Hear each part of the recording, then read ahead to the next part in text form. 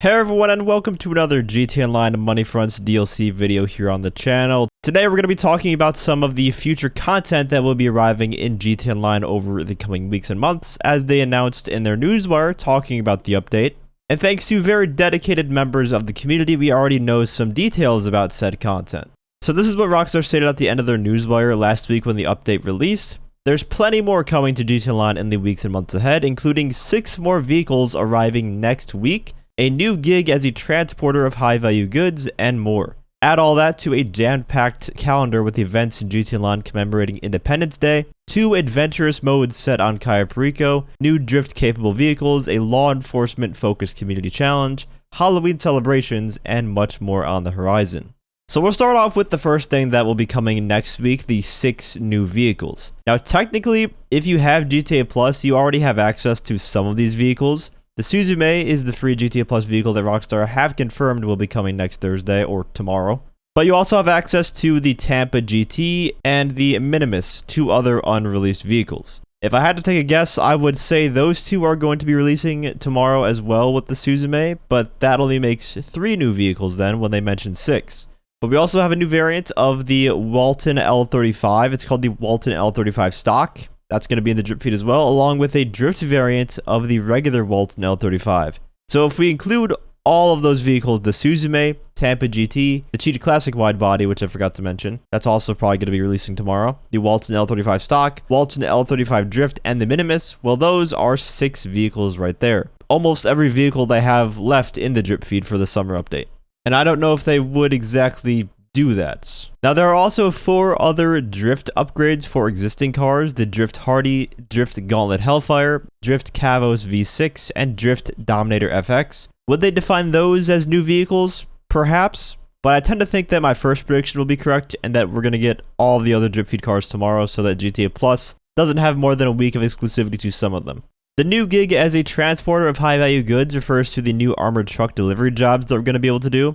You can either deliver for Group Sex or Bobcat Security, and if you complete 1 delivery, you will unlock the trade price for the Bobcat variant of the Stockade, and if you complete 5 Bobcat deliveries, you will get a brand new Bobcat delivery outfit, which is pretty cool. For Independence Day content, there is a Bald Eagle outfit that's been in the game files since the Agents of Sabotage DLC. That's most likely going to be released for the 4th of July event, I would assume. But other than that, I don't think there was anything new added for it from what I've seen in the game files so far, so they're probably just going to bring back a bunch of the old stuff.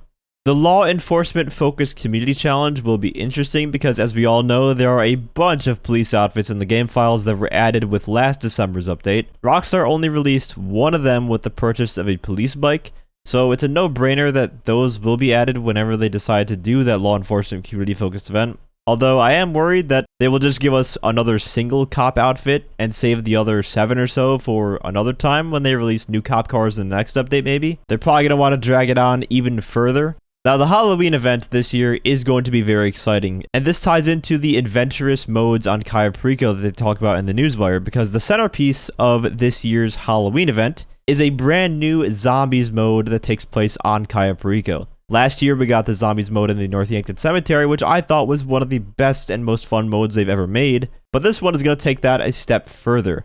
There's some new enemy types. One is a DJ zombie, where if you dance next to it, you get an award, which is pretty funny.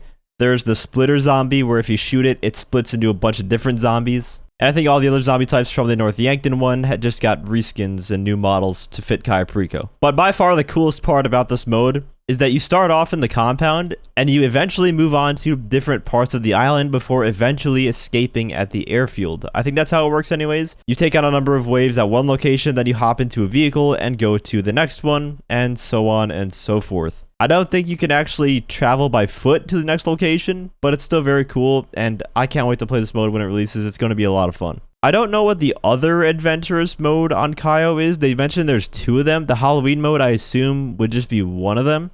So I guess we'll just have to wait and see what that one is.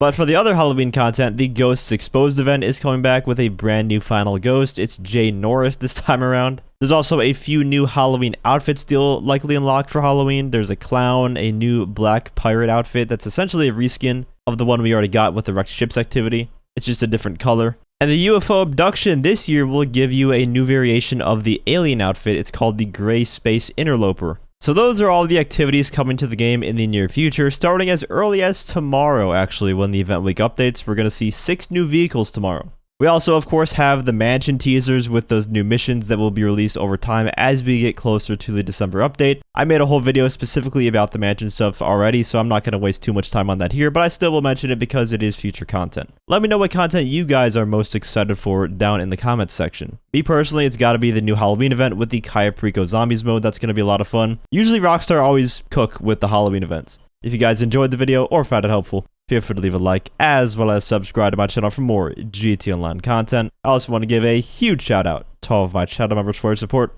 If you'd like to become a member for some exclusive perks, you can either use the join button or the link that's down in the description.